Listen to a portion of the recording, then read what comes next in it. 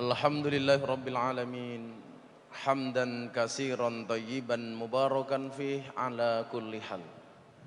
Wa na'udzu billahi min ahwali ahli dhalal wa nusalli wa nusallim wa nubarik wa nu'adzim ala habibina wa syafi'ina wa nuri qulubina sayyidina wa maulana Muhammadin sayyidina wa maulana Muhammadin Sayyidina wa maulana Muhammadin asliyil jamal wa manba'il kamal wa mustawda'il jalal wa ala alihi wa sahbihi bil huduwi wal asal amma ba'du.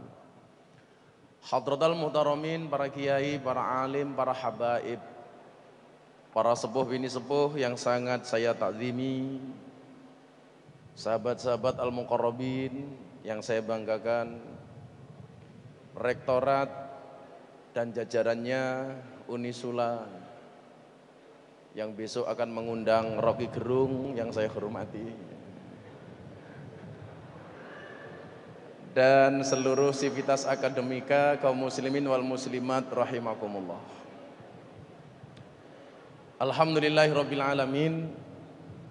Saya nggak usah dikasih minuman karena saya jam 10 harus puasa. Besok pagi saya operasi ngangkat besi yang ada di tangan. Jadi bapak-bapak yang di panggung silahkan makan dan minum. Saya akan menyaksikan Anda untuk makan dan minum. Dan saya nggak usah dikasih apa-apa. Aku rapopo. Alhamdulillahirabbil alamin. Tadi saya jam 3:30 landing dari Jakarta. Karena semalam ada acara di Jambi, di Muara Bungo. Dan alhamdulillahirabbil alamin, melihat antusias jamaah pengajian dimanapun. Kipasnya agak ke belakang, Pak. Tapi jangan dicopot, aku kepanasan. Agak tarik ke belakang mawon.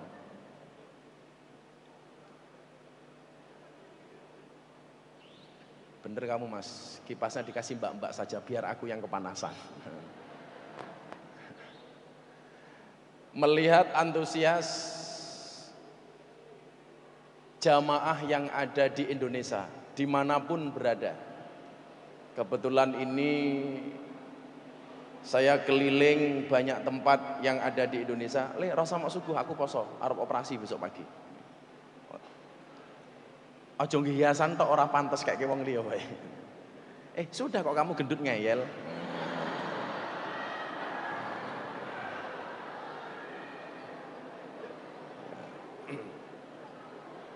Mohon doanya para kiai, para habaib, besok pagi mau ngangkat besinya yang ada di sini. Jadi tanggal 17 saya pulang umroh Pak Rektor. Tanggal 18 saya istirahat, tanggal 19 saya mau pengajian di Ponorogo. Deklarasi kampanye damai, pemilu damai. Tanggal 18 malam itu saya punya firasat. Mau tidur saya bilang sama istri, Bunda,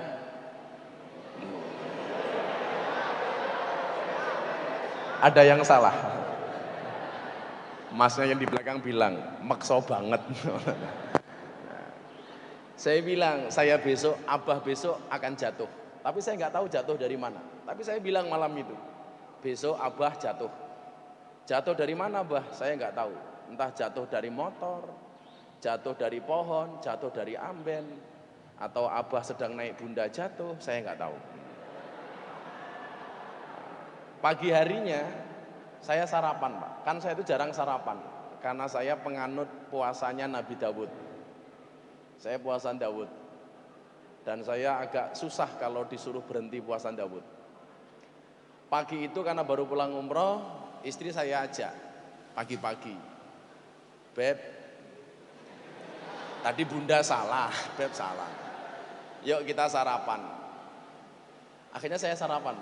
Begitu selesai sarapan, karena udah lama saya nggak mau manasi motor, karena kebetulan saya di klub-klub motor itu sebagai pembina.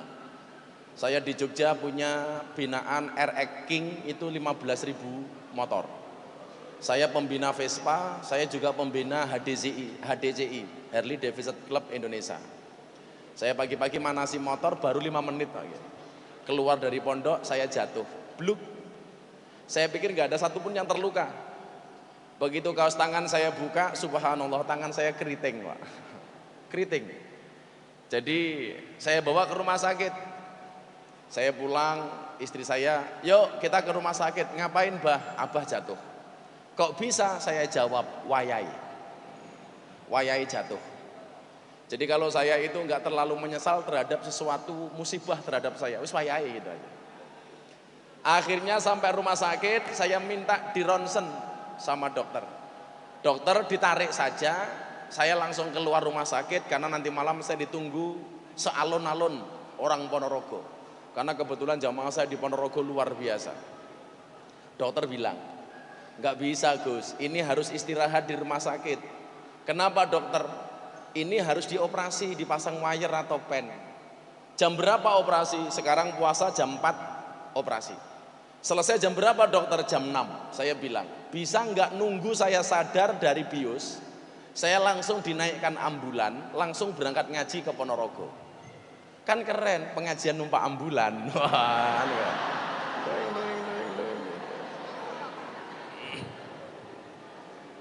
dokternya bilang, nggak bisa Gus, tetap harus istirahat. Saya bilang, tolong, saya harus berangkat ke Ponorogo malam ini untuk pengajian. Karena jadwal saya waktu itu Ponorogo, Demak, Pekalongan, Kendal, Tegal berurutan. Akhirnya saya bilang, dokternya jawab, yaudah Gus, insya Allah. Sambil keluar dokternya bilang sama susternya, oh kiai ini rodok kentir ini. Begitu jam 8 malam saya sadar Pak Kiai. Saya pikir saya sudah berada di alun-alun Ponorogo. Ternyata saya masih berada dalam kamar rumah sakit. Saya nangis waktu itu. Sehari kemudian saya minta dokter untuk mencabut infus saya. Mau kemana Gus? Saya mau berangkat Harlah NO di Kendal. Saya ditunggu 5.000 jamaah di Kendal. Kalau dokter nggak mau nyabut akan saya cabut sendiri. Akhirnya dokternya ngalah Pak. Dicabut, saya berangkat ke Kendal. Jamaah sudah dikasih tahu tangannya Gus Miftah habis operasi, tolong jangan salaman. Ini ada janda yang ngeyel Pak, Masya Allah. Jadi di mana-mana penggemar janda saya itu banyak, terutama janda yang versi Rojali. Apa itu Rojali? Rombongan janda liar. Kesundul lagi, duk, akhirnya darahnya keluar semua. Lah istri saya bertanya sama saya begini, Abah kan tiap hari ngaji, sehari bisa 4 sampai 5 kali. Bahkan kalau saya keliling Sumatera di 2 provinsi itu, panitia rela menyewakan helikopter. Beberapa kali sewa helikopter untuk menjangkau 4 kabupaten 2 provinsi. Kenapa sih hanya istirahat 1 minggu saja tidak mau? Yang pertama, saya jawab, Rasulullah Muhammad SAW bersabda, An-nasu yamutuna ala ma'asu wa yub'asuna ala matu. Manusia itu oleh Allah besok akan dimatikan sebagaimana kebiasaan dia hidup, dan akan dibangkitkan oleh Allah dari alam kubur sebagaimana dia mati. Kalau ngaji ini menjadi kebiasaan saya berharap sama Allah, ketika Allah berkenan mengutus Israel kepada saya dalam keadaan pengajian, kan keren. Saya ngaji di Unisula, tahu-tahu mati diumumkan di masjid, inna lillahi wa inna ilaihi roji'un. Telah meninggal dunia dengan tenang tukang syuting umpamanya. Kan keren.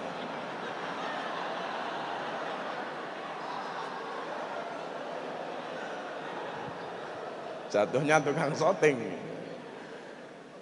Allah akan mematikan kita sebagaimana kebiasaan kita hidup.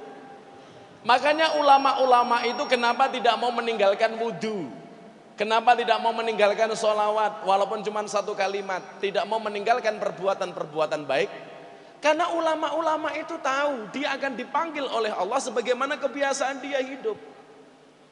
Saya punya kawan almarhum namanya Gito Rolis, bagaimana kemudian dia dulu punya cita-cita. Om, cita-citamu apa? Cita-cita saya cuma 1 Gus, tolong doakan saya dikabulkan cita-cita saya. Apa Om cita-citamu? Saya pengen meninggal hari Jumat ketika saya berdakwah. Dan ternyata Allah kabulkan memanggil almarhum Gito Rolis itu dalam keadaan berdakwah. Pas hari Jumat ketika kultum subuh. Subhanallah. Waktu itu saya tanya, Om, kenapa Anda pengen mati hari Jumat? Jelas Gus, kalau saya meninggal hari Jumat, yang mensolatkan saya banyak. Dan Allah ridho memanggil gitarolis pada hari Jumat. Saya punya kawan Ainur Rafiq Lil Firdaus, atau yang Anda kenal dengan nama Mas Opik Tomboati. Ibunya itu hafidhah Quran 30 juz. Bahkan ibunya Mas Opik itu menulis Al-Quran 6.666 ayat menggunakan tangannya sendiri. Satu ketika bertanya, apakah kalau saya biasa tartil Quran, mati saya ketika mengumandangkan tartil Quran? Saya jawab, iya. Dan subhanallah, beliau meninggal ketika tartil Quran. Ibunya Mas Opik. Saya punya kawan di Lamongan, namanya siapa? Kiai Imam Sayrozi, yang bisa Anda lihat di YouTube pengajian beliau. Beliau meninggal ketika akan berangkat pengajian ke sebuah tempat. Subhanallah. Makanya kamu begitu nak, kamu rajin bersolawat dengan al-muqarrabin, dengan para kiai. Darbuka, pemegang darbuka, bisa jadi kamu mati pas solawatan. Darbukanya mencelat ning dasmu kan ra ngerti. Bluk gitu kan, kita nggak tahu. Maka apakah semangat seperti ini kemudian akan saya sia-siakan? Di lain tempat Rasulullah mengatakan malaikat Israel satu hari satu malam berapa kali mengunjungi kita? 70 kali. Kalau sehari semalam itu 24 jam, sementara Israel datang kepada kita 70 kali, berarti berapa kali 1 jam Israel mendatangi kita? Minimal 2 kali. Makanya kenapa saya belusuan ke kafe, belusuan ke lokalisasi? Saya berharap kemudian menghantarkan mereka ketika Israel datang kepada mereka dalam keadaan pengajian. Kan keren. Bukan sebaliknya, kelihatannya pejabat malah mati ning hotel kelonan karo lonte. Lah. Kan gak enak.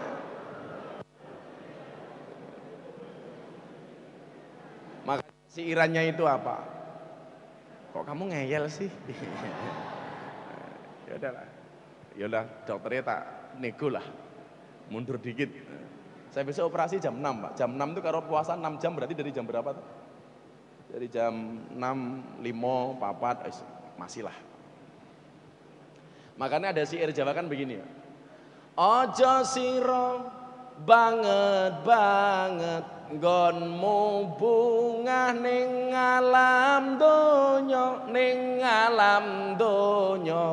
malaikat jurupati lirik marang siro.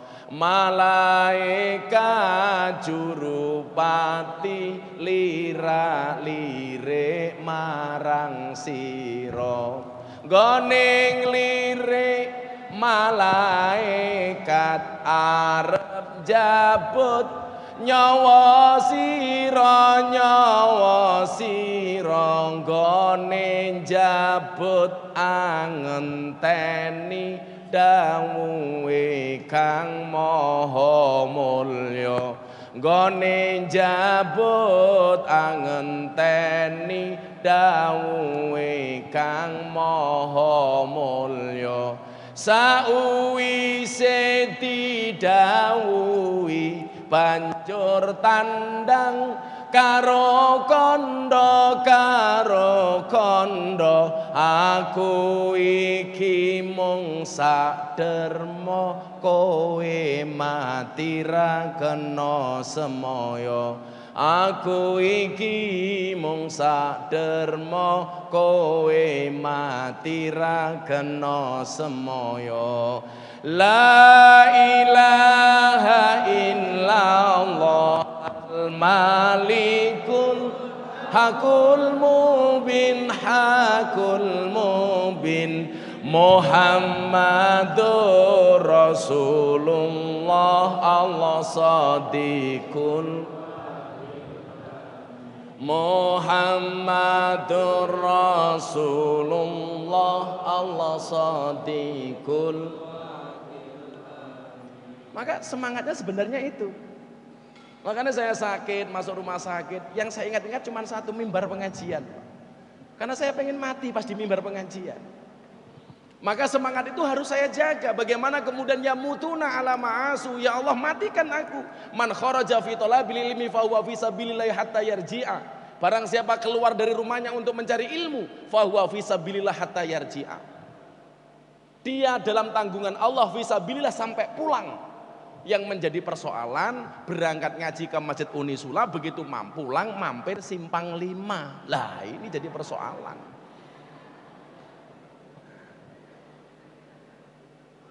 Di lain itu apa?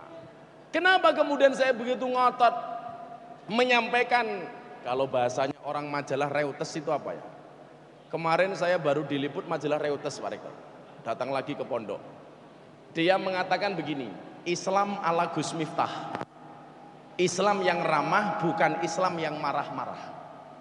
Sampai kemudian saya 2 bulan yang lalu diundang sama komunitas muslim yang ada di Belanda. Saya mengislamkan satu keluarga 5 orang. Saya datang ke sana. Saya besok bulan Mei ini dapat undangan dari Texas, Boston, New York. Mereka komunitas Islam yang ada di New York.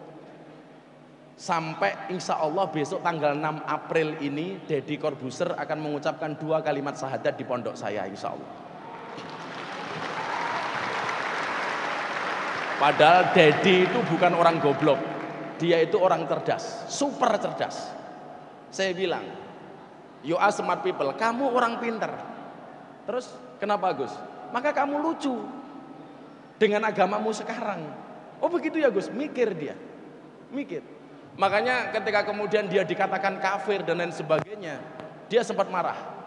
Maka kemudian saya menjelaskan kepada dia bagaimana kemudian memahami makna kafir ini, yang hari ini menjadi kontroversi di Indonesia. Kontroversi di Indonesia. Saya takut kalau saya menjelaskan soal non muslim dan kafir, saya nanti khawatir dibilang corongnya PBNU. Padahal saya bukan PBNU, saya bukan pengurus PBNU. Jadi ini menjadi ramai. Mereka mengatakan begini, Islam ala Gus Miftah. Kenapa kemudian saya nekat walaupun saya sakit? Dokter bilang harus istirahat, saya tetap berangkat ngaji. Karena saya memahami begini Bapak Kiai, Pak Rektor. Hari ini mohon maaf, orang Indonesia itu semangat keislamannya itu tinggi, tapi ilmunya pas-pasan. Jadinya ngawur. Semangat Islamnya tinggi, tapi ilmunya pas-pasan. Saya kasih contoh. Saya punya banyak artis yang konsultasi dengan saya. Salah satunya Via Valen. Via Valen WA sama saya begini. Cuman saya dengan Via Valen itu beda keyakinan. Saya yakin mau, Via yakin nggak mau.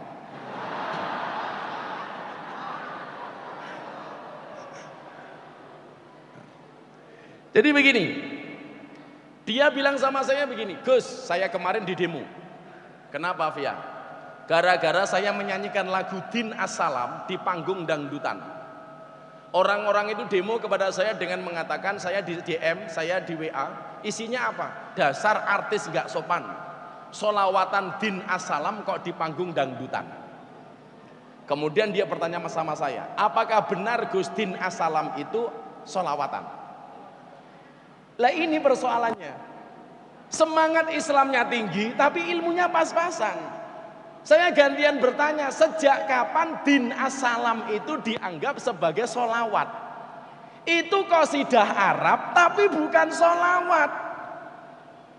Jadi mau dinyanyikan dimanapun boleh, termasuk di panggung dangdutan.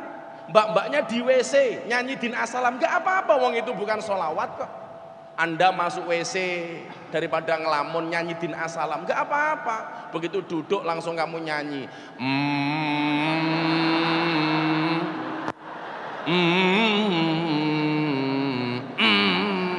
Gak apa-apa. Wong ini bukan sholawat kok. Kilahadil out. Gitu kan. Mata fi masa. Ini bukan sholawat. Semangat Islamnya tinggi tapi ilmunya ini nggak ada. Istilah saya apa? NKTA, nafsunya kuda, tenaganya ayam. Makanya hari ini lucu. Akhirnya ribut di mana-mana. Apa yang terbaru? Tasrifan, kafaro, yukafiru, kufron. Itu ya mohon maaf kalau di pondok itu pelajarannya anak ibtidaiyah. Ribut gara-gara itu. Sampai akhirnya kemudian apa? Banyak nggak bisa membedakan mana kafir, mana kufar, mana mufrad, mana jamak. Sudah berani ngomong macam-macam. Ini yang terjadi di Indonesia hari ini. Sebenarnya sumbunya di mana? Sumbunya sampai April tanggal 17. Habis itu insya Allah Indonesia aman. Ini persoalan ini terus terjadi apa? Hanya sampai tanggal 17 Pak Rektor. Kalau nggak percaya tolong potong rambut saya. Rambut ketiak maksudnya. Yang menjadi soal ini. Makanya kemarin saya bilang di hitam putih. Di Indonesia itu hari ini yang paling susah dinasehati cuman ada dua. Yang pertama adalah orang jatuh cinta. Yang kedua adalah pendukung capres. Ini paling susah dinasehati.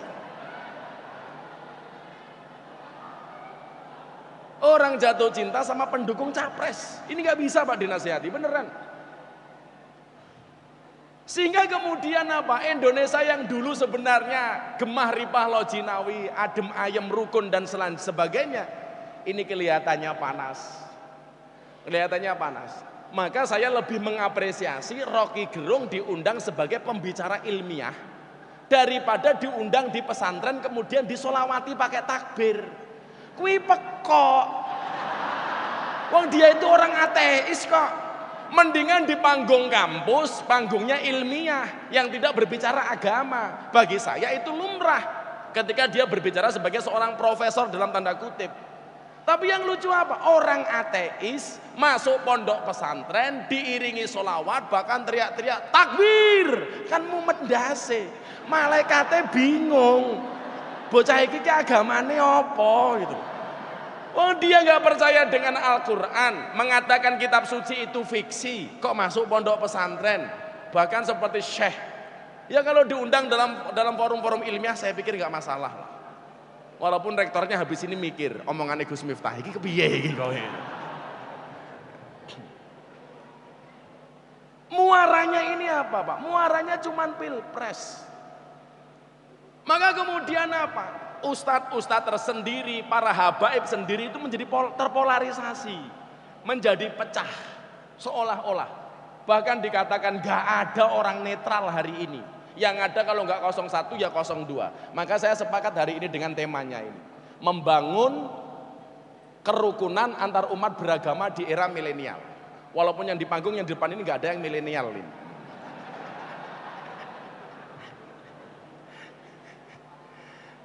Generasi X semua ini yang di depan. Karena muaranya cuma ini, kerukunan soal ini saja. Habib terpolarisasi, Habib 01, Habib 02. Kiai terpolarisasi, 01, 02.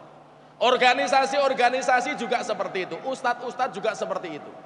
Maka di mana-mana sekarang kalau mau pengajian ditanya dulu, itu ustadznya 01 apa 02? Ya Allah, sampai segitunya.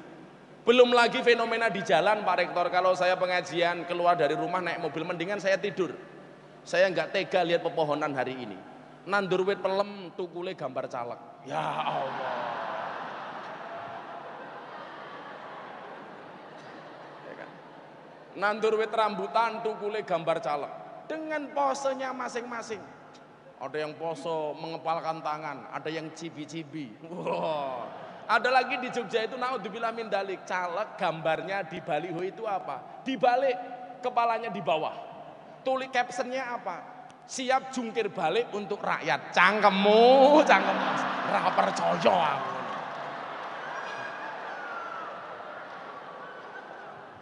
Saya nggak percaya. Sehingga orang kajian pun itu juga mikir ini ustadznya pro mana ya? Ini kan bahaya Pak, kalau diteruskan seperti itu. Dan kampus seharusnya tidak boleh seperti itu. Tidak boleh kemudian diintervensi dengan kepentingan politik pihak manapun. Pihak manapun. Pada akhirnya orang itu memang nggak bisa netral. Tapi jangan sampai kemudian agama, kampus, domain-domain yang memang tidak seharusnya dimasuki oleh politik, jadi ajang politik. Pengajian bagi saya nggak boleh. Masjid bagi saya nggak boleh. Walaupun pada akhirnya kita nggak bisa netral Pak, karena pilihannya cuma dua. Jadi orang itu kalau nggak 01 ya otomatis 02. Makanya istri saya tanya, Abah besok kira-kira nyoblos siapa? Saya jawab, kamu nggak usah kebanyakan tanya Abah nyoblos siapa. Yang jelas aku nyoblos kamu.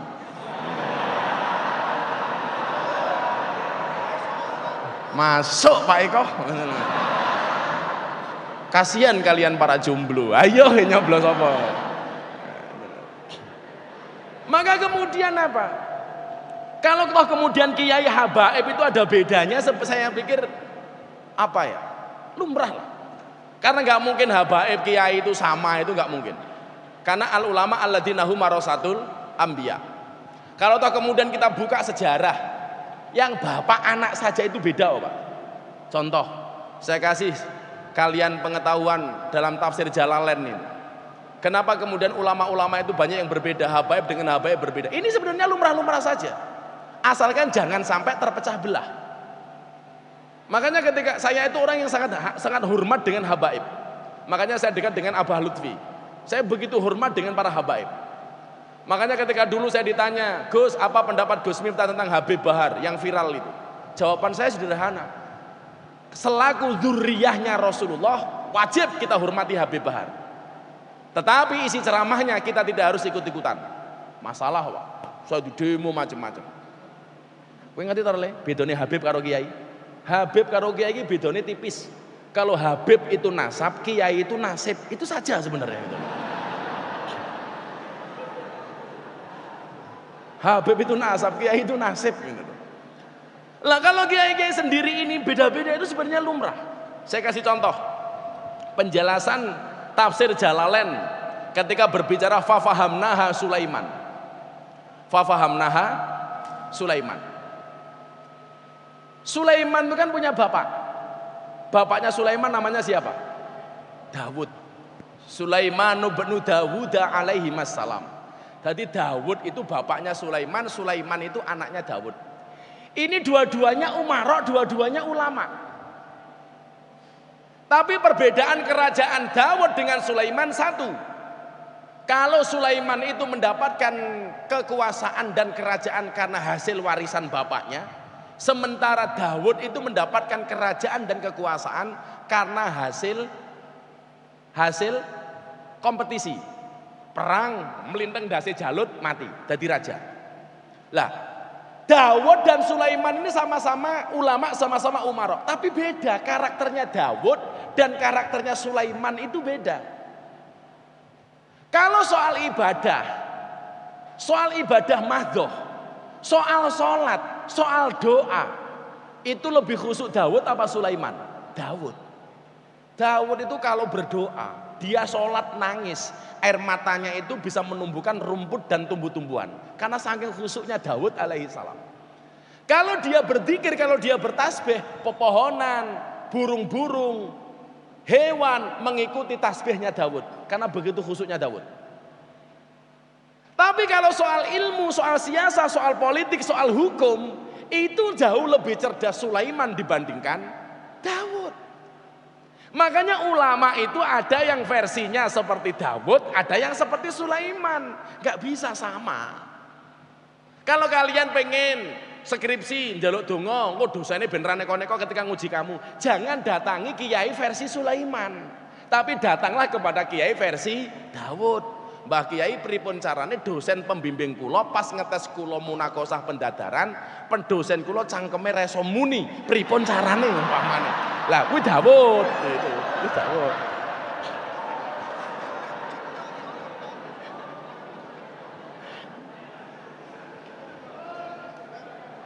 Dan itu saya praktekkan, saya munakosah di IAIN, ruangan munakosahnya saya ubengi, saya solawati 1000 kali, saya fatihai 1000 kali. Dosennya ratakon apa-apa Pak. Miftah, soal apa skripsinya? Soal ini Bapak dibaca. Kamu paham? Saya paham Bapak. Bisa bertanggungjawabkan? Bisa Bapak. Ya sudah kamu lulus. Loh, jos banget tapi. Kuwi Dawud ngono kuwi. Dawud. Tetapi kalau kemudian kalian bertanya bagaimana kemudian kasus hukum seperti ini, apakah Habib Bahar itu kriminalisasi ditangkap polisi atau proses hukum? Lah itu tanyalah kiai seperti Sulaiman. Saya kasih contoh. Ada kakak adik namanya Kubro dan Sugro. Kubro dan Sugro ini kakak adik. Sama-sama hamil kemudian melahirkan berbarengan. Begitu lahir, bayi itu kan mirip Pak. Bayi kan mirip. Kalau mbak-mbaknya besok punya bayi, makanya kenapa di rumah sakit itu bayi dikasih gelang. Supaya apa? Tidak ada bayi yang tertukar. Sama-sama dibawa ke hutan. Sampai hutan, salah satu bayi ini dimakan macan. Ada yang mengatakan macan, ada yang mengatakan singa lah, pokoknya dimakan hewan lah. Bayinya tinggal satu, rebutan. Kubro mengatakan, ini bayiku. Kan bayi podo nih. Jadi mbiyen kowe karo kowe iki rupane sapa do? Rupamu cah loro iki. Ya pakaikan pinang dibelah kampak lah pokoknya itu sama lah itu. Rebutan, iki anakku, ora iki anakku. Kubro ngaku, Sugro ngaku. Akhirnya yang menjadi hakim siapa? Nabi Daud. Bayi ini dibawa ke persidangan Nabi Daud alaihi salam. Begitu disidang sama Nabi Daud, yang gendong bayinya ini Sugro. Nabi Daud, niki anak kula. Buktine apa? Sing gendong kula. Kubro ngaku, mboten Nabi Daud niku anak kula. Akhirnya setelah kemudian dipertimbangkan dan lain sebagainya, menimbang, mengingat dan memutuskan, Nabi Daud mengatakan, mergo sing nggawa rene sing gendong bayine kuwi Sugro, berarti ini anaknya Sugro. Begitu keluar dari persidangan, ketemu Nabi Sulaiman, banding Pak. Maka ilmu peninjauan kembali itu pertama kali Nabi Sulaiman alaihi salam. Banding. Nabi Daud kulo banding. Saya nggak percaya kalau ini anaknya Sugro. Kalau toh memang bayi ini anaknya Sugro, akan saya buktikan terlebih dahulu kebenarannya. Bayi ditaruh di tengah. Nabi Sulaiman bertanya, "Iki anaknya sapa?" Dua-duanya ngaku. Sugro anak saya. Kubro jawab, anak saya. Dua-duanya ngaku, iya. Apa yang dilakukan oleh Nabi Sulaiman? Nabi Sulaiman ngambil golok. Apa yang dilakukan Sulaiman? Bayinya mau dibelah menjadi dua. Jadi lah saya ke awakmu ndelok kadang-kadang ono kiai jadab. Wi ilmune Nabi Sulaiman le. Model-model jadab mungkin wis ono ke zaman Nabi Sulaiman. Maka kamu jangan mengatakan orang jadab itu orang gila. Kalau kamu mengatakan jadab itu orang gila, wi utekmu ra tekan. Nalar warasmu menurut Rocky Gerung perlu dipertanyakan.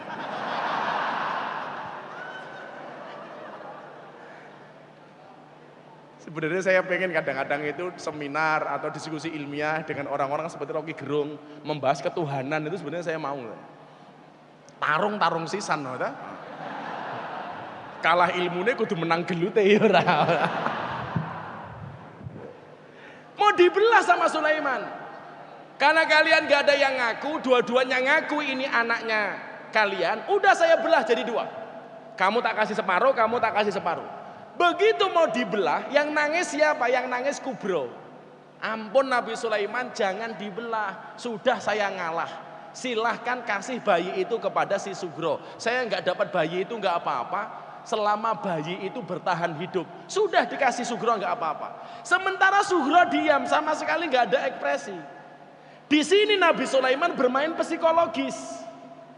Nggak mungkin seorang ibu, naluri seorang ibu melihat anaknya dipotong diam, pasti nangis. Lah wong ibu itu anaknya cokot nyamuk nangis, kok mosok anaknya mau dipotong orang nangis. Akhirnya Nabi Sulaiman mengatakan kepada Nabi Daud, "Bapak, dari analisa saya, bayi ini bukan merupakan anaknya Sugro, tapi anaknya Kubro." Buktinya apa? Ketika bayi mau saya belah menjadi dua, yang menangis Kubro bukan si Sugro. Akhirnya Sugro ngaku, "Iya, ini anaknya Kubro." Cerdasnya Nabi Sulaiman alaihi salam. Mila nono le kiai sing modele. Berarti Nabi Daud goblok? Bukan goblok. Nabi Daud itu karena kiai khusyuk biasanya ngati-ngati, orang gelem suudon. Makanya kiai-kiai sepuh itu nggak ada yang suudon. Doanya dipolitisir pun nggak suudoni. Doanya presiden yang tertukar, tetap nggak suudon yang berdoa. Yang suudon siapa? Yang membuat puisi, Fadli Zong kan begitu. Kalau kiai-kiai sepuh itu nggak ada yang mau suudon macam-macam. Maka kemarin saya bilang sama teman-teman, "Gus, gimana itu doanya Mbah Mun?" Saya goblok itu yang menilai. Oh namanya orang sepuh kemudian salah, lumrah lupa salah. Jangan kemudian kita menilai justru dibuat puisi. Maka saya bilang, salahnya doanya Mbah Mun meningkatkan elektabilitas Prabowo 3%, tapi gara-gara blundernya puisi Fadlizon menurunkan elektabilitas Prabowo 7%. Ya modar kowe aku. Lagi sebut mboten nate suudon, Pak. Saya kasih contoh yang lebih detail. Zaman Nabi Dawud dan Nabi Sulaiman umurnya baru 13 tahun nih. Nabi Dawud itu ada kasus di umatnya, ada perempuan cantik tapi rodok edan. Ayu kurang saon. Apa ya istilahnya? Istilahnya apa ya? Ya orang stres apa depresi lah. Ayu tapi kentir. Kowe gelem lho bojo ngono kuwi. Ayu tapi kentir. Dicipok malah guyu.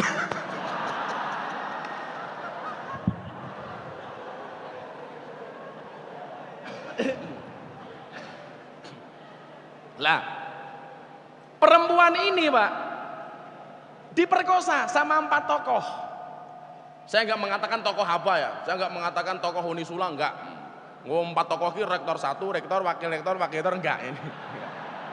4 tokoh lah pokoknya ini. Namanya orang diperkosa. Tadinya dia nggak tahu siapa yang memperkosa, mau rodo edan kok, meteng. Begitu hamil dia kelingan diperkosa sama 4 orang ini. Aku ini meteng mergo diperkosa. Akhirnya laporanlah si perempuan rodok kentir ini kepada Nabi Dawud. Nabi Dawud, kula meteng. Kowe meteng? Nggih. Sing ngetengi kowe sapa? Kula diperkosa. Sing merkosa kowe sapa? 4 orang tokoh itu. Sapa? A, B, C dan D. Bener Nabi Dawud. Dipanggil 4 orang ini. Perempuan itu hamil, katanya diperkosa oleh kalian berempat. Benar apa tidak? 4 tokoh ini semuanya jawab, bohong. Perempuan itu Tony Boster. Apa kuwi? Waton muni ndobose banter. Becak tanpa pir, waton jeplak tanpa mikir.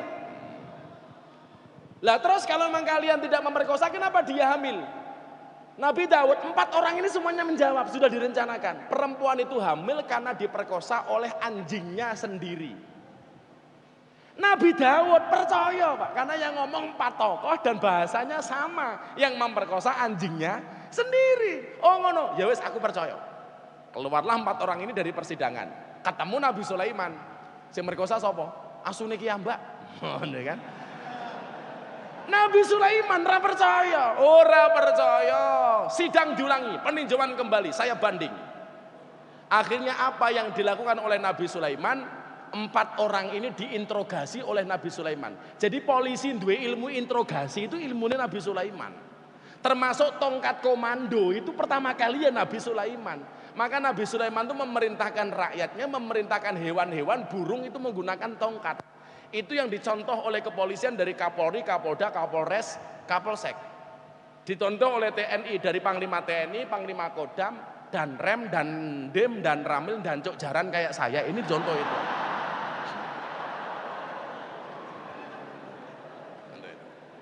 Diinterogasi Pak. Aku ora percaya. Sini, interogasi satu-satu. Si A dipanggil. Kamu ke sini. Kamu memperkosa perempuan itu. Mboten. Yang memperkosa siapa? Anjingnya sendiri. Bener. Warnanya apa? Hitam. Tadi kalau bapaknya Nabi Daud gak tanya warna, ini takon warna. Warnanya apa? Hitam.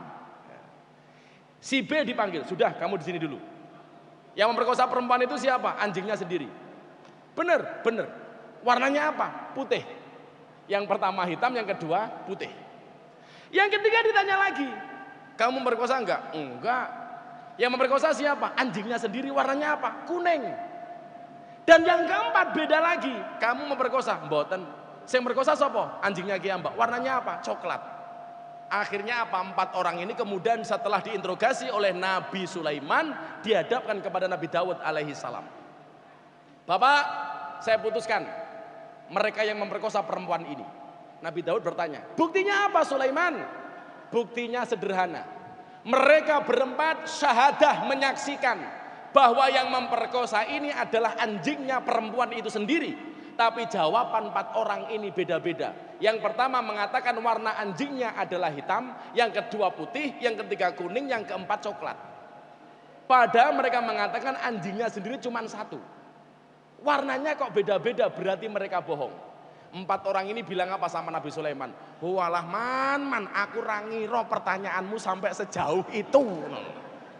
Itu cerdasnya Nabi Sulaiman alaihissalam. Maka kenapa kemudian dalam Al-Quran dikatakan fafahamnaha Sulaiman. Lah, kiai-kiai ini modelnya beda-beda, Pak. Maka kalau kemudian kiai dituntut untuk sama persis, dan sakit. Maka kalau guyon saya mengatakan al ulama alladzina hum warasatul anbiya. Karena nabi itu jumlahnya banyak, 124.000 nabi.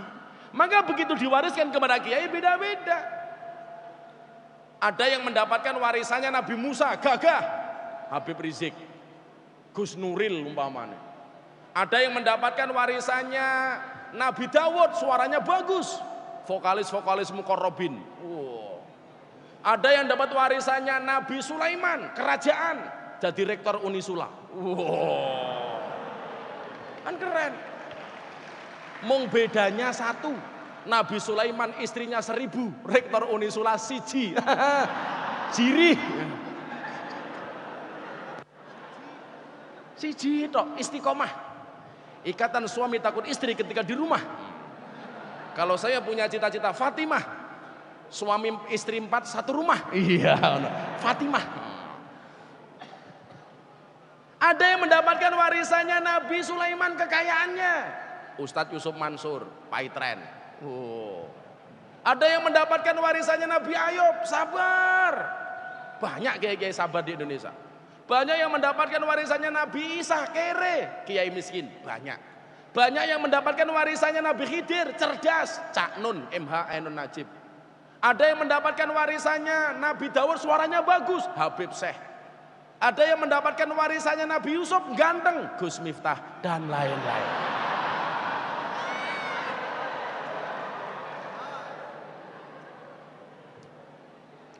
Jadi nggak bisa, Pak. Tapi kemudian apa? Harusnya untuk masa-masa seperti ini di Indonesia, ketika kita berbicara kerukunan, hadis-hadis yang kita baca, ayat-ayat yang kita baca itu seharusnya ayat-ayat yang berkaitan dengan kerukunan. Ayat-ayat yang berkaitan, hadis-hadis yang berkaitan dengan toleransi dan lain sebagainya. Makanya Rasulullah mengatakan apa? La tadkhulunal jannata hatta tu'minu wa la tu'minuna hatta tahabbu. Yang harusnya dibaca ini. Saya kadang-kadang begini loh Pak, ini mohon maaf ya, mudah-mudahan ini bukan suudon saya. Cuman saya waspada lah. Berkaitan tadi, semangatnya gede, ilmunya kurang. Jadi ngawur. Allah Subhanahu wa taala berfirman dalam surat Al-Isra ayat 176. Al-Isra ayat 176. Kata Gus Nur Sugiharja. Saya batin, pengetahuan saya Al-Isra itu ayatnya hanya 111 ayat. Dia mengatakan ayat 176. Kelebihan ayatnya ini dari mana? Jangan-jangan ayat hasil amandemen, Pak. Gitu. Ini semangatnya gede tapi ilmunya kurang. Menafsirkan ayat surat Fatir ayat berapa itu, innama yakhsyallahi min ibadil ulama. Namanya ulama itu bukan mereka yang hafal Quran, bukan mereka yang ilmu hadisnya bagus, bukan mereka yang kitab kuningnya bagus, tapi siapapun, hewan sekalipun selama takut dengan Allah dia ulama. Iki tafsir dari mana? Padahal Rasulullah mengatakan apa? Man fassaral Quran bi ra'yih falyatabawa maq'adahu minan nar. Barang siapa menafsirkan Al-Quran sesuai dengan kemampuan akalnya, siap-siap mengambil tempat duduknya dari neraka. Akhirnya Islamnya ngawur, mondoknya ra tenanan. Sehingga tafsirifan ya salah, kana yakunu konangan. Soalnya ngajine ning ditabak ya tubuh YouTuban.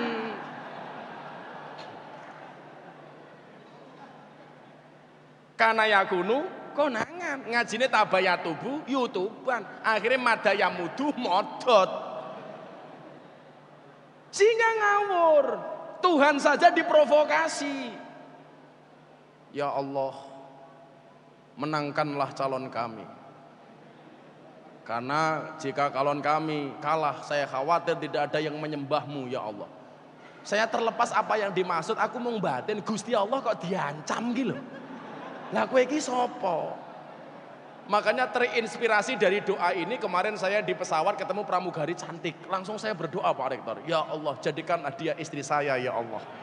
Karena kalau dia tidak menjadi istri saya khawatir tidak ada yang menikahinya ya Allah.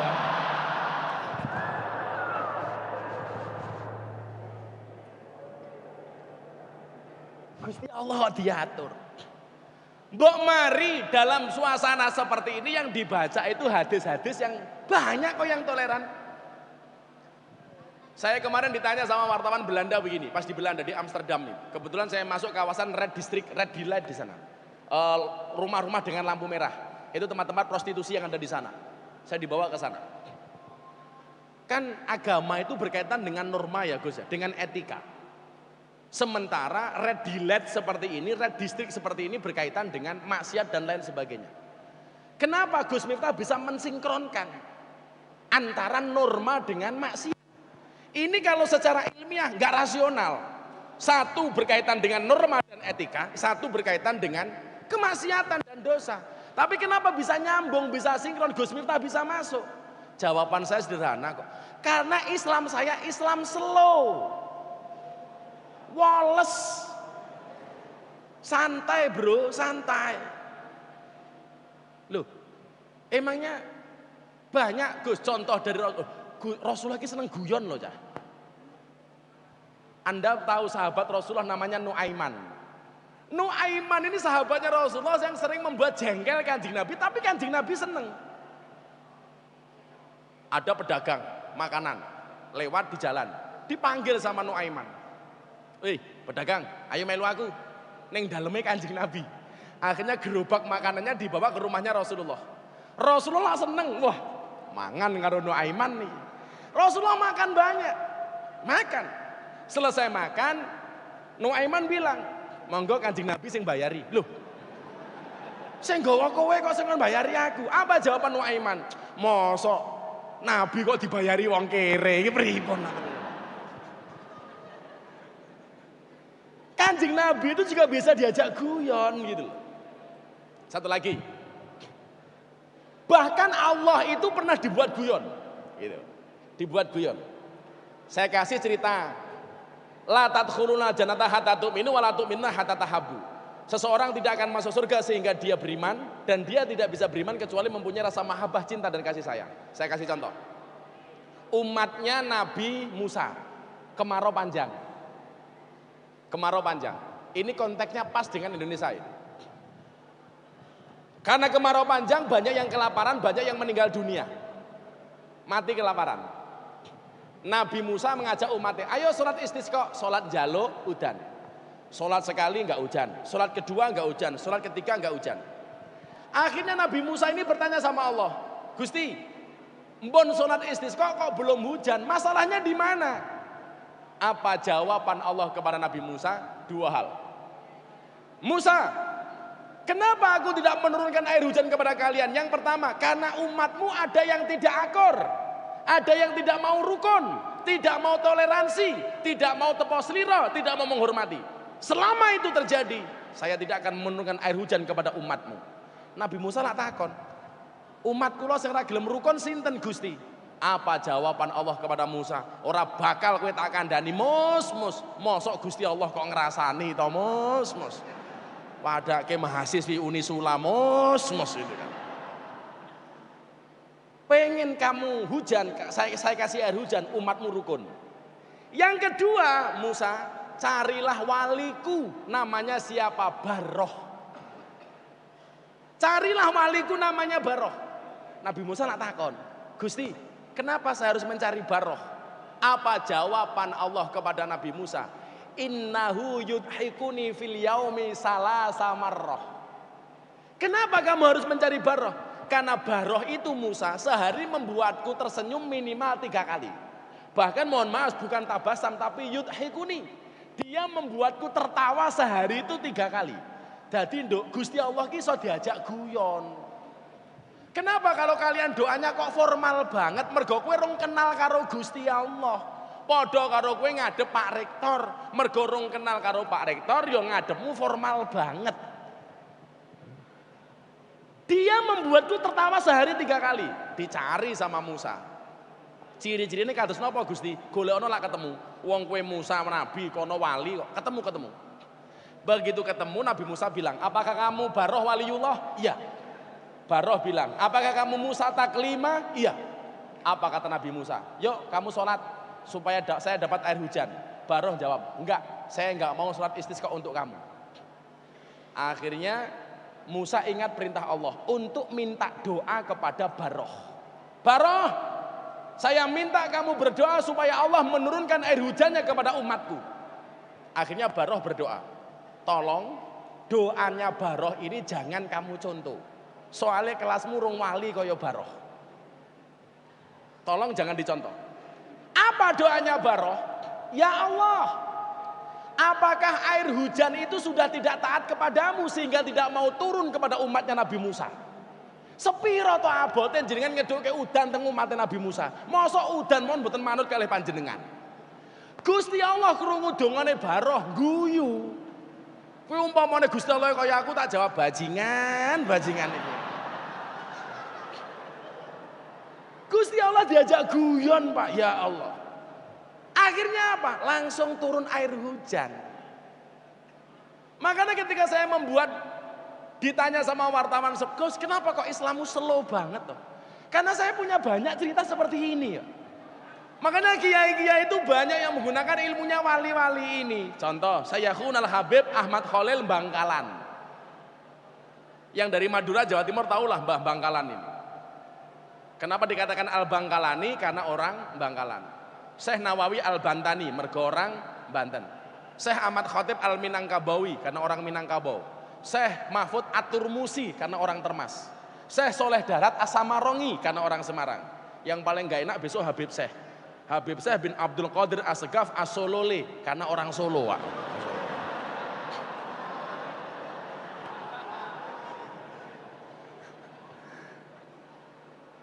Mbah Khalil ini santrinya meninggal di Surabaya. Mbah, atas permintaan keluarga tolong Mbah Khalil mentalkilkan sang jenazah. Lakinu mautakum biqauli la ilaha illallah. Aku cek ngajar, sekedap mawon Mbah. Akhirnya Mbah Khalil datang takziah. Begitu menalkinkan jenazah, apa talkinnya Mbah Ahmad Khalil? Dia tidak mengatakan ketika malaikat Munkar Nakir bertanya kepadamu siapa Tuhanmu, kamu jawab Allahu Rabbi. Enggak. Apa talkinnya Mbah Ahmad Khalil? "Hei almarhum, kalau kamu besok ditanya sama malaikat Munkar Nakir siapa Tuhanmu, siapa nabimu, apa agamamu, apa kitabmu, jawaban ngenteni aku." Jawaban ngenteni aku. Ini ilmunya siapa? Ilmunya Baroh. Lagi, Mbah Bisri Mustafa, bapaknya Mustafa Bisri. Jadi Bisri Mustafa itu Pak Kiai, bapaknya Kiai Mustafa Bisri. Kiai Mustafa Bisri itu punya anak namanya Bisri Mustafa. Jadi dulu ketika menikahkan Bisri Mustafa ini naibnya bingung. Bisri Mustafa bin Mustafa Bisri dengan alamat Jalan Bisri Mustafa. Mbah Bisri Mustafa bapaknya Gusmus ini punya santri Islam. Bapaknya Kristen Cina. Meninggal dunia bapaknya. Anak iki ngomong karo Mbah Piai Bisri, "Mbah, bapak kula mati tulung jenengan sholatke jenazah bapak kula." Padahal Cina Kristen. Ini kalau dijawab enggak, santrinya tersinggung. Kalau jawab iya, bingung ngomong bapaknya Kristen Cina. Akhirnya apa? Untuk menghormati permintaan sang santri yang beragama Islam, beliau datang pas adzan duhur. Begitu sholat di hadapan jenazah, beliau tidak sholat jenazah tapi sholat duhur. Rampung sholat, santrinya tanya, "Pak Kiai, kok sholat jenazahnya nggak seperti biasanya? Pakai rukuk, pakai sujud?" Apa jawaban Mbah Bisri Mustafa? "Iya nak, nggak seperti biasanya." Kenapa? Karena ini jenazah paket khusus loh. Jadi hasanah keilmuan seperti ini Pak, itu sudah dari dulu itu ada itu loh. Mbah Asnawi, Raden Asnawiyah, Raden Asnawi, pendiri pondok pesantren Asnawiyah. yang usianya sudah 1 abad. Diundang pengajian, disuguh sama orang Cina Kristen. Begitu dikasih makanan, dikasih daging babi, Pak. Dimakan sama beliau karena beliau nggak tahu kalau itu daging babi. Maksud Cina ini apa? Pengen membuat malu Mbah Asnawi. Selesai makan, Cinanya bertanya kepada dia, kepada beliau, Pak Kiai, jenengan tahu nggak yang dimakan itu daging apa? Ya daging kambing. Salah Pak Kiai, itu daging babi. Apa jawaban Mbah Asnawi? Cinone karepe pengen gawe isin Mbah Asnawi. Kiai nguntal babi tau kowe. Apa jawaban Mbah Asnawi? Enggak. Matur nuwun ya Jong ya gara-gara kowe aku iso ngrasake daging babi. Apa Mbah Asnawi dosa makan daging babi? Enggak, karena dia tidak tahu. Matur nuwun ya Jong Bono daging babi ki enak. Ini khasanah yang kamu coba kalau kiai-kiai sekarang apa lagi babi tak pateni gue kalau orang sekarang. Kiai-kiai dulu itu enggak kenapa tahu ilmunya. Dan ini diajarkan oleh Rasulullah. Bagaimana toleransinya Rasulullah kepada seorang pemuka Madinah, seorang kafir, namanya siapa? Abdullah bin Ubay. Abdullah bin Ubay itu tokoh Madinah. Orang semadinah semuanya hormat, siap dan 86 melaksanakan kepada Abdullah bin Ubay. Kanjeng Nabi datang, Duk. Ketokohan Abdullah bin Ubay ini akhirnya luntur. Yang dihormati bukan Abdullah bin Ubay tapi Kanjeng Nabi Muhammad. Akhirnya Abdullah bin Ubay ini memprovokasi orang sekota Madinah.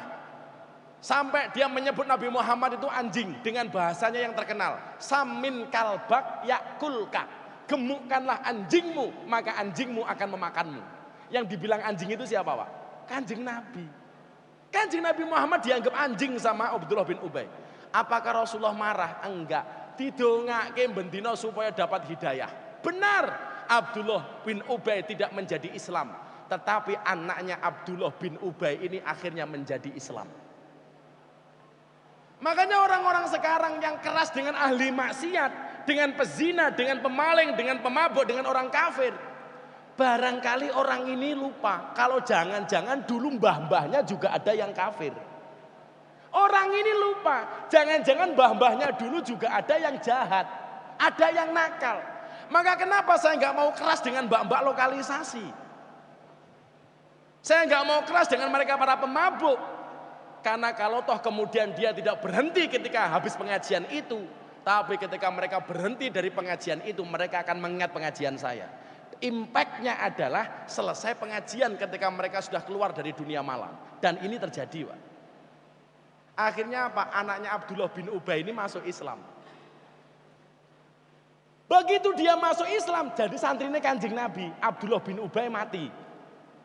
Apa kata anaknya Abdullah bin Ubay ini? Rasulullah bapak kula mati, mbok jenengan layat. Kanjeng Nabi layat kok. Padahal musuhnya dan menganggap Kanjeng Nabi itu anjing. Dia layat, Pak.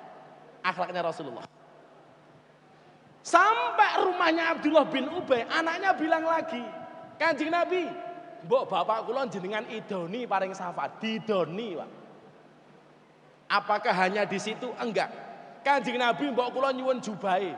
Untuk apa? Untuk mengkafani bapak saya. Mikirnya anaknya Abdullah bin Ubay, lak bapaknya dikafani nganggo jubahe Kanjeng Nabi. Munkar nakir kan rawani takon. Jubahe Kanjeng Nabi. Kayak mobil saya dipakai sopir saya masuk ke Polda. Begitu masuk ke halaman Polda, semuanya hormat. Bono ngomong supirku tok. Mungkin biasa. Karena lihat mobilnya.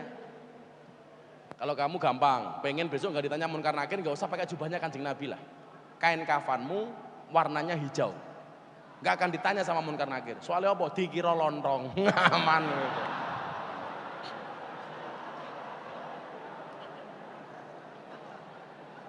Dikasih Pak jubahnya. Padahal musuhnya loh ini. Sampai permintaan anaknya Abdullah bin Ubay itu nggak nalar lagi. Bisa nggak Kanjeng Nabi mensolatkan jenazah bapak saya? Hampir saja oleh Rasulullah disolatkan. Ditegur sama Umar. Ini orang kafir wahai Rasulullah. Apa jawaban Rasulullah? Selama tidak ada larangan dari Allah maka aku akan melakukannya. Maka sebelum Rasulullah solat, turunlah satu ayat dalam surat At-Taubah, wala tusolli ala ahadim minhum mata abadan wala takum ala qabri. Janganlah sekali-kali kamu Muhammad mensolatkan salah satu di antara mereka, orang kafir dan orang munafik, wala takum ala qabri, dan janganlah kamu berdiri di atas kuburannya. Begitu tolerannya Rasulullah. Maka ketika anaknya Abu Lahab itu diolok-olok sama teman-temannya, Kanjeng Nabi ya duka. Anaknya Abu Lahab kan masuk Islam, Pak. Namanya siapa? Darroh. Cucunya Abu Jahal masuk Islam, namanya siapa? Ikrimah. Anaknya Abu Lahab namanya Darroh, ini bu masuk Islam. Kalau kemudian Rasulullah membenci Abu Lahab, urung tentu anaknya iki mlebu Islam. Tapi Kanjeng Nabi menghormati Abu Lahab sebagai pamannya, anaknya masuk Islam. Dilok-lok ke karo kanca-kancane. Alah bapakmu ki kafir, binasil Quran, sampai dadi jeneng surat Al-Lahab, surat Tabat Yada. Kowe iki anake wong kafir binasil Quran, dia nangis sambat karo Kanjeng Nabi. Kanjeng Nabi, kula dilokke anake wong kafir binasil Quran. Apa jawaban Rasulullah? Barang siapa menyakiti anggota keluargaku berarti dia menyakiti aku. Akhirnya sahabat ini toleran. Toleransinya apa? Setiap kali sholat jamaah, kok di dalam jamaah itu ada anaknya Abu Lahab, imamnya nggak pernah baca surat Tabat Yada. Mergo hormat karo si Darroh. Ini loh toleran itu. Diajarkan Pak dalam Islam. Makanya kalau adik-adik ini baca Al-Barjanji, ketika Siti Aisyah ditanya, bagaimana akhlaknya Rasulullah? Kana khuluquhul Quran, wasimatuhul ghufran, wa yangsahu lil insan, wa yafsahu fil ihsan. Harusnya yang kita contoh hari ini bangsa Indonesia adalah cerita-cerita seperti ini. Kalau ini terjadi, apapun perbedaan di antara kita, maafi muskilah. Kata Pak Rektor, no vote ora popo. Masa mau gara-gara pilpres hanya tersisa dua suku, Pak? Ribuan suku bangsa yang ada di Indonesia, gara-gara pilpres hanya tersisa dua suku, suku kampret dan suku cebong. Maka mudah-mudahan yang sedikit ini berangkat dari Unisula ini mudah-mudahan memberikan gambaran kepada kita bagaimana kita harus menjadi umat Rasulullah yang toleran sebagaimana diajarkan oleh Rasulullah Muhammad Sallallahu Alaihi Wasallam. Makanya saya dengan tetangga saya Kristen, Pak, saya nggak pernah menyebut dia orang Kristen, saya menyebut dia orang non-Muslim. Maka kenapa saya itu orangnya toleran? Saya YouTubean dengan Deddy Corbuzier mengucapkan selamat Natal di demo sama orang-orang bersumbu pendek itu. Miftah kafir, kenapa? Karena mengucapkan selamat Natal. Yo mosok mau gara-gara aku ngomong selamat Natal, imanku hilang. Logikanya dari mana? Toh mereka nggak tahu alasan saya mengucapkan selamat Natal. Tetangga saya itu orang Kristen, kalau saya lebaran yang pertama kali mengucapkan minal aidin wal faizin itu orang Kristen. Ini di demo lagi. Orang Kristen kok mengucapkan minal aidin wal faizin? Nggak boleh. Itu kan hadis. Ya cangkemmu. Sejak kapan minal aidin wal faizin itu hadis? Sama halnya ketika saya ngaji di Surabaya, saya berbicara resolusi jihad. Saya bilang hubul waton minal iman. Ditanya sama orang, Ustadz saya mau tanya, apa? Hubul waton minal iman itu hadis riwayat siapa? Lah, goblok meneh ya aku. Sejak kapan hubul waton minal iman itu hadis? Karena yang tanya ini orang goblok, akhirnya saya jawab hadis riwayat Muslim. Dia tanya lagi, kok bisa? Bisa, hadis riwayat Muslim. Kok bisa? Iya, emangnya ada hadis riwayat non Muslim? Ora ono. Lah kowe pekok kok. Hubul waton minal iman kok hadis riwayat siapa? Ya jaga sembung bawa golok, nggak nyambung blok. Makanya anak-anakku di Unisula Islammu sing slow-slow wae lah.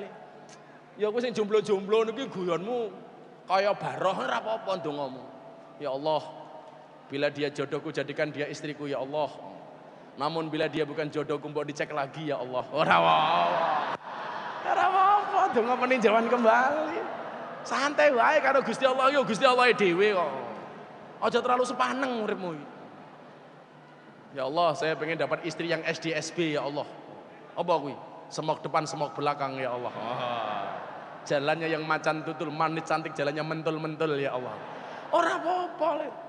Sapa ngerti rupamu pas-pasan, bojomu ayu lah ya ora ngerti to. Kandhane kok dolanan HP. Dah ya. Selawatan hasbi Robbi aja ya ditutup. Nggak usah malam-malam. Saya harus segera masuk ke rumah sakit. Mohon doanya mudah-mudahan operasinya lancar.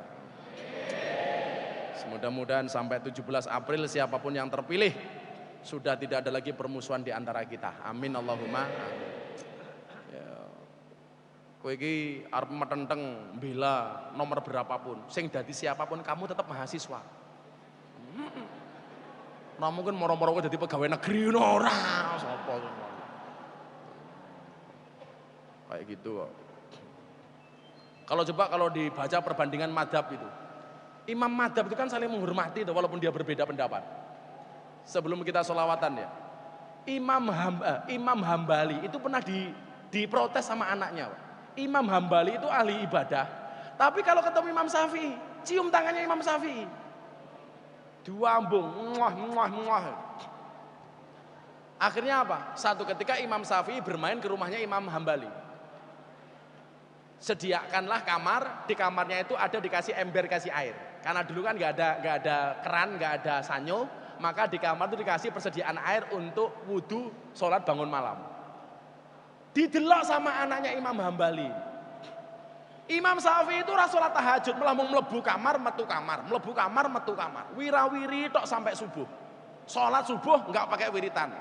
Wiritannya rasuwe-suwe. Kaya mahasiswa Unisula lah, mat kolamcing, komat teko salam pelencing. Komat mangkat, rampung sholat, tangannya diangkat, dungane singkat. Ya Allah, kau tahu yang ku mau. Amin. Itu Imam Syafi'i itu. Akhirnya apa? Anaknya Imam Hambali protes. Halah Pak. Kok jenengan sungkem kali Imam Syafi'i? Mambengi mawon mboten tahajud, sholat subuh mung dilit. Kok jenengan sungkem karo Imam Hambali?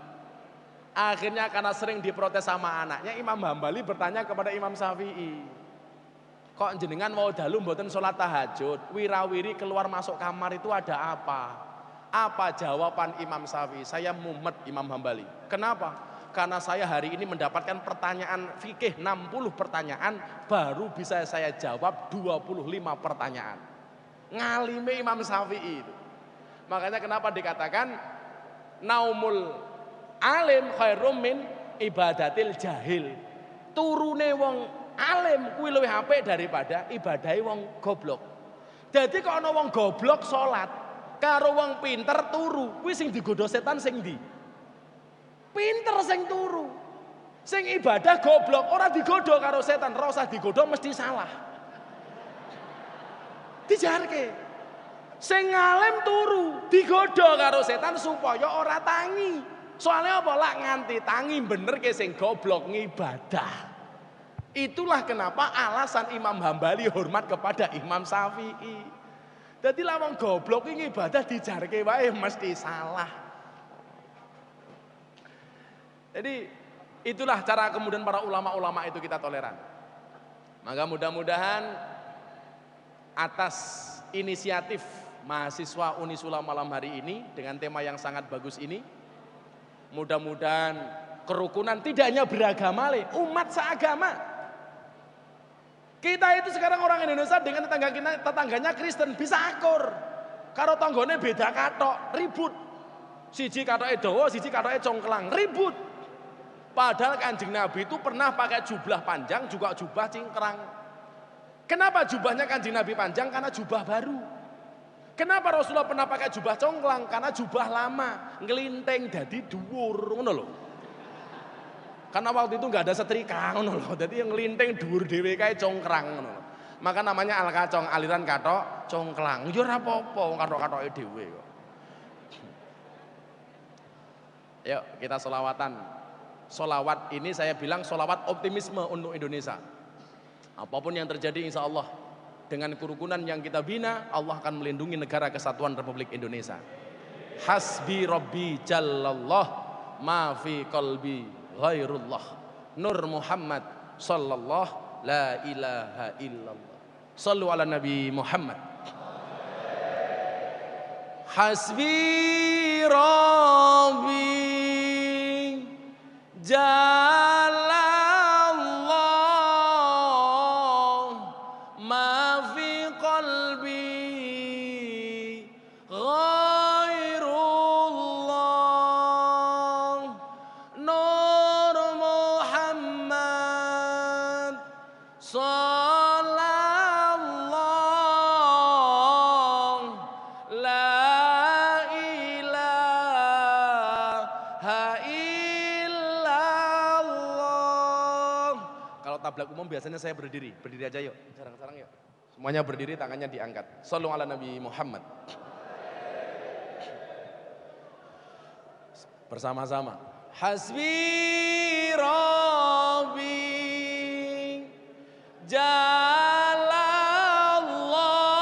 Jalallah ma fi qalbi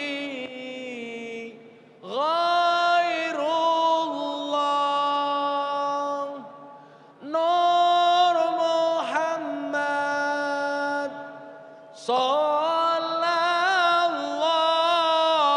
Sallallahu La ilaha illallah Hasbi Rabbi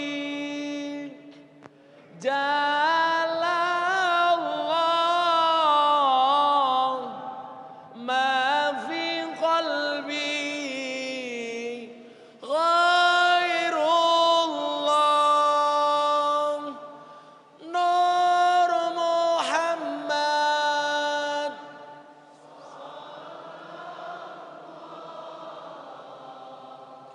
La ilaha illallah Hasbi Rabbi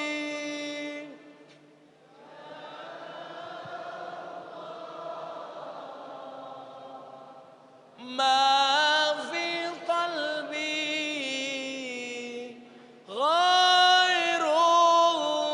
ghairullah Nur Muhammad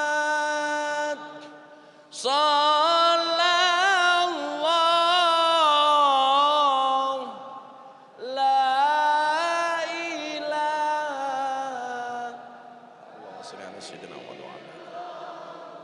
Terakhir yang lebih khusyuk. Hasbi Rabbi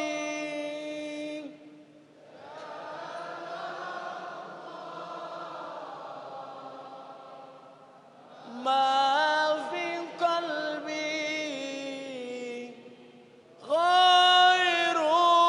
ghairullah Nur Muhammad Sallallahu La ilaha illallah. Saya baca selawatnya Nabi Adam, kalian berdoa sendiri-sendiri. Bismillahirrahmanirrahim. Allahumma inni atawassalu ilaika ya Allah bijahi sayyidina Muhammad. Allahumma ya Allah.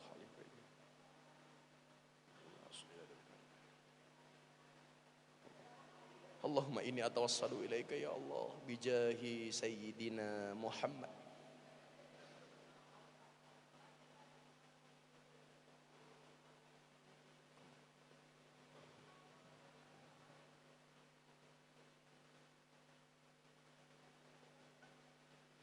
Allahumma inni atawassalu ilaika ya Allah bijahi sayyidina Muhammad.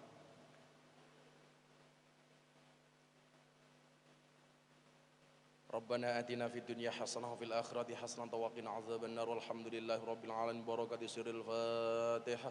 A'udzu billahi minasyaitonir rajim. Bismillahirrahmanirrahim. Alhamdulillahirabbil alamin arrahmanir rahim maliki yaumiddin. Iyyaka na'budu wa iyyaka nasta'in. Iyyaka na'budu wa iyyaka nasta'in. Iyyaka na'budu wa iyyaka nasta'in. Iyyaka na'budu wa iyyaka nasta'in. Iyyaka na'budu wa iyyaka nasta'in. Iyyaka na'budu wa iyyaka nasta'in. Iyyaka na'budu wa iyyaka nasta'in. Iyyaka na'budu wa iyyaka nasta'in. Iyyaka na'budu wa iyyaka nasta'in. Iyyaka na'budu wa iyyaka nasta'in.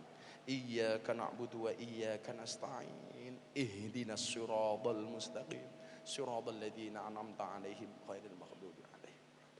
Wallahul muwaffiq ila aqwamit thoriq wal 'afu minkum. Assalamualaikum warahmatullahi wabarakatuh.